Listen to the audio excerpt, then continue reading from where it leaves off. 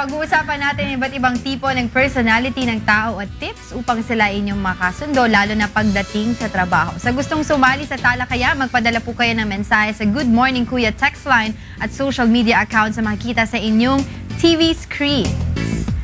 Ngayong umaga, kasama po ulit natin si Ms. Sheila Viasca. Siya po ang CEO and President of Talk Shop. Good morning! Good morning, Good morning, Sheila!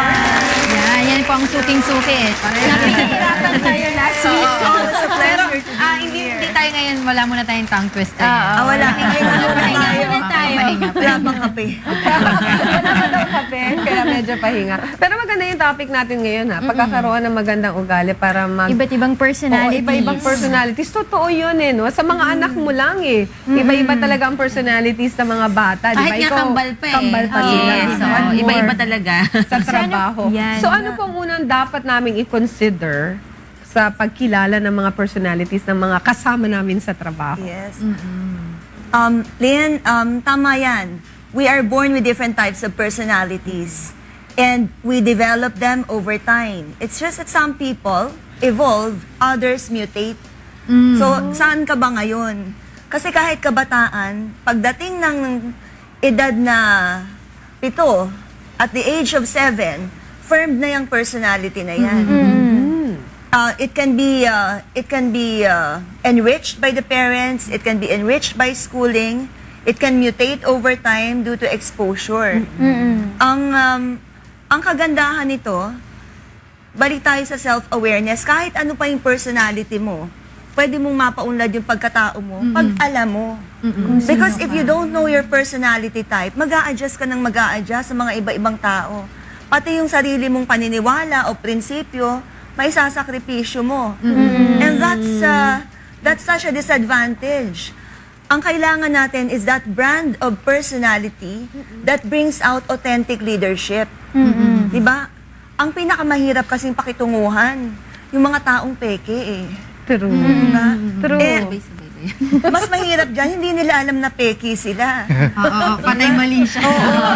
So, when it comes to talking about personality, paano mo mapapahusay ang pagkatao mo, paano mo mapaghuhusay ang pakikitungo mo sa tao, at ang paglilid mo, i-identify mo ngayon kung ano yung mga tendencies mo, kung ano ba yung angking galing mo, what you are born with, and what you can develop over time. Because your personality determines how you look at situations, how you manage people, how you evaluate different situations, and look at opportunities. Your ability to internalize all these things can be based on your personality and the decision to develop that kind of personality. So ano-ano po ba yung mga dapat natin tandaan? Dapat tandaan dito, Angela, is that like attracts like. Tama? So, kahit gaano kang kabait dun sa mga tao na medyo iba ang dating mo, wala, you cannot reach out to them. We are drawn towards certain people who are like us. Diba kaya ka nga na in love eh. Nakita mo, paborito niya, paborito mo rin. Hindi ba opposite attracts? Yeah. Yun yung chemistry, diba? Opposites complement. Kaya yung mag-asawa, sabi nila, iba naman yung pinakasalan ko, kala ko dati ganito ka, ganito ka pala. Eh syempre, ang nakita mo yung sarili mo. But over time, the real person reveals himself. The moment you accept that, then the relationship lasts. Pag natauhan ka, iba pala yung pinakasalan mo at hindi mo natanggap yun. True. Diba? Forever kang mag-wonder, ano bang mali sa akin? Walang mali sa'yo. It's just that you saw yourself in that person initially. When he revealed himself to you, hindi mo kayang tanggapin. Pero medyo na-confuse ako doon Parang basically sabi niya opposites complement, no? Pero yung sabi niya baka na-attract ka kasi nakita mo yung sarili mo. Kasi ako madaldal. Ang basis ko of attraction pag tahimik yung tao eh. So I don't know, probably siguro exception to the rule. Pero balikan po natin yung working place. Diba? Kunyari, isa ako sa mga leaders, yung mga ganon. Ano yung gagawin ko para hindi ko naman mapamuka or mapamuka sa mga members ko na nagmamarunong ako. Ganon, 'di ba? Na you're part of the team, we work together, mga ganon. Ano yung mga dapat kong tandaan? Siguro ang sasagutin natin diyan, how do you broaden your sense of compassion? How do you develop your sensibility towards other people? Umpisahan natin doon.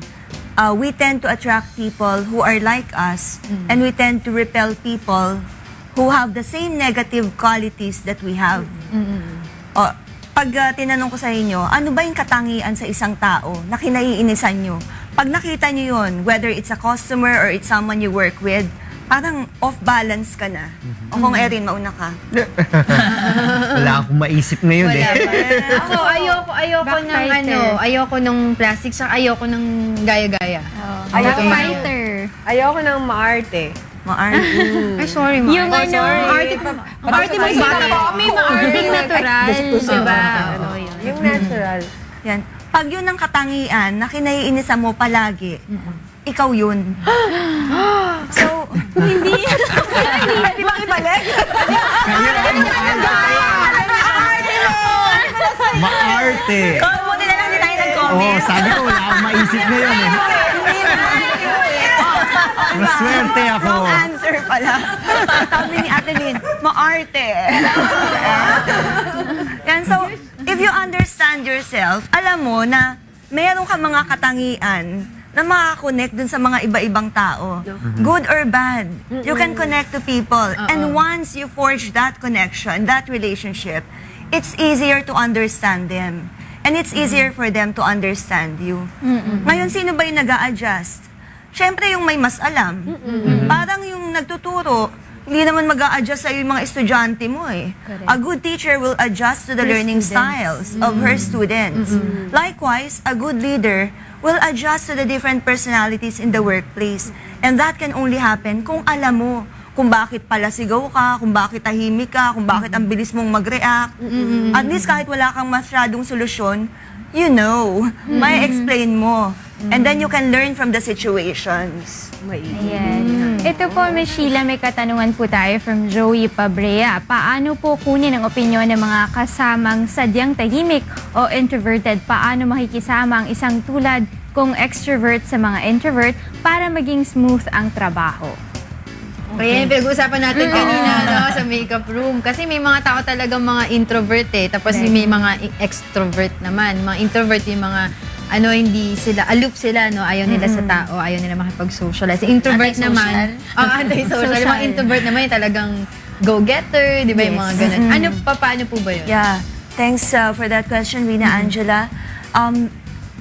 Let's establish first, there's nothing wrong if you're an introvert or you're an extrovert.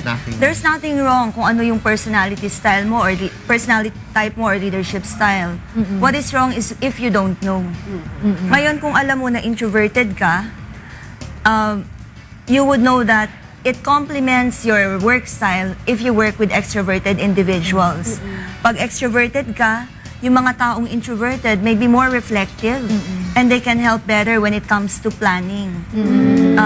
Paano ka makakasalamuha? Give them space. We respect one another. We consider that iba-iba tayo. oo, different people have different dispositions, different beliefs, different values. Kaya nga nandyan sila eh, sa workplace. They enrich the workplace. Imaginein mo kung pare-pareho kayong matapang. Di ba? Madaldal. O di wala, madaldal. Di wala kayong natapos. Walang balance. Puro usap. Di ba? I have the same question. Kapareho rin siguro sa pag-i-interview. Kasi may mga ni-interview ka na marami silang sinasabi. Meron naman parang halos walang sabihin. How can you handle those kinds of situations? Palitan yung tanong. Palitan ng tanong. Kasi parang ang hirap, diba? Depende rin sa personality. Kasi may That's personality right. naman Yes or sagot no siya. lang. Meron namang talagang parang Yes, ayaw no, niyang matanong. maybe. Diba? Yung mga ganon. Wag na siya magpa-interview. I-close na lang yung segment, ganon. Ano yan? Iksian na lang. Although, Len, I would be surprised if there are people like that in your show. Kasi maganda yung mga tanong nyo eh. Ano ba yung palagay mo? Ano ba yung masasabi mo? Ano ba yung dapat gawin? You ask questions that are not answerable by yes or no lang. Na-express ng tao. Minsan kasi kahit yun ang tanong mo, yes din sila. Parang essay, no? Yes. No? Yes. No. Oo. Mahirap. Okay. Mahirap yun. So, ang mali doon, yung pag-invite siguro. Okay, meron pa tayong isang katanungan. Galing naman po kay John Purisima. Bilang isang miyembro ng isang grupo, paano ang magandang approach sa team leader kung halimbawang may hindi ito magandang ugali sa mga kasama? Oh, yun na yun. Well, to me, it's everyone's responsibility to bring out the best in the people that we work with. Opo. Kaya kasamahan mo yan, o nakakataas sa'yo, o isang sumusunod sa'yo. If you feel that there's something that you can change in the person, direct communication. Pero pwede lang mangyari yan kung ikaw mismo sa sarili mo, alam mo kung saan ka nanggagaling. If you don't know where you're coming from, palagi kang mangangapa. Ano bang dating ko rito sa taong to? Ano ba yung impression nila sa akin? Eh, ikaw nga hindi ka masyadong sigurado sa sarili mo. Right? So, if it is the problem of leadership, I guess it's going to be more of a challenge. Yeah. Kung ang taong nagre-report sa'yo naman, i-correct mo, mas madali. But all throughout, it's sensible communication and authentic leadership. Yun naman nangyayari, may mga taong nagkakaroon ng trauma, nagiging aloof, nagiging introverted, because at one point in their life, they faced a crisis that brought out the false self. If someone reaches out to them, whether it's a person they report to, a person they confide in, hindi kailangang nakakataas, then they will recognize that there are processes that they can go through to bring out their best selves. Yan. Okay. Ito po, may isa pa tayong katanungan mula kay Miss Lorna Tan. Paano po ba ang dapat gawin sa mga subordinates na malaki or malaki or matapang ang personality? Parang sila Ayan yung mga hindi sumusunod. Yes, oo. Yung parang sila Baka yung malaki ang boss. ulo. Hindi mautusan. Diba? Unang-una bilang isang namumuno sa grupo na medyo malakas ang dating, tanungin mo muna yung sarili mo. Bakit malakas ang dating nila? Baka masyadong mahina yung dating mo. May too weak. Kaya na-overwhelm ka lang ng pagkatao nila. There's a chance that someone who's in your level will be able to reach out to them. Kaya nga may tinatawag tayong circle of influence and circle of concern. Yung nasa circle of influence mo, ito yung mga tao na kahit anong klase yung pagkatao mo, they're drawn to you, sumusunod sila sa'yo. Kahit sino pa sila, may connect eh. May maganda silang nakikita sa'yo na present sa pagkatao nila. Kaya pag nandyan ka, ang ganda ng dating mo. But then there are people, tahimik o maingay, na nandun sa circle of concern mo. Kahit ganong kabait mo, kahit ilang pizza pa ipabili mo sa isang araw. They still don't like you. Masama ang dating mo. Why? Why? Because they have the same negative traits that you have. May connect eh. Pag walang connect yan, di ba, dead ma lang naman sila. But does it always follow na kaya hindi mo kasundo yung isa kasi pareho kayo ng negative aspects? Yeah. Negative tawag nila, traits rather. Yeah, thanks Doc Sarah. Only because we're talking about personality, we're highlighting this. Siyempre, may mga ibang mga konsiderasyon yan, di ba? May mga nangyari, may mga nasabi. But definitely, the root of it is the personality of the person. Bakit ka ba nag-react ng ganon? Bakit ba ganito tingin mo sa ganyan? Bakit ba hindi mo ma-process ng ganito? Kasi your personality type comes with certain beliefs and convictions. How you rise above it, that's the challenge of effective leadership. That's a good one. Okay. So Yeah. parang, sa lahat po nung sinabi ninyo, it all boils down yung knowing yourself first. Yes, and developing your own brand of leadership based on your group, based on how you're going to inspire your team members. Dahil pag may maingay at ikaw yung tahimik na leader, there's a chance mas gaganda yung project nyo. Kasi sila yung magsasalita na magsasalita, ikaw yung nagpaplano. So, as a leader, do not be intimidated if there are team members who are better than you. As a matter of fact, that's the mark of good leadership. Pag yung mga taga-sunod mo, mas magaling pa sa'yo. Diba?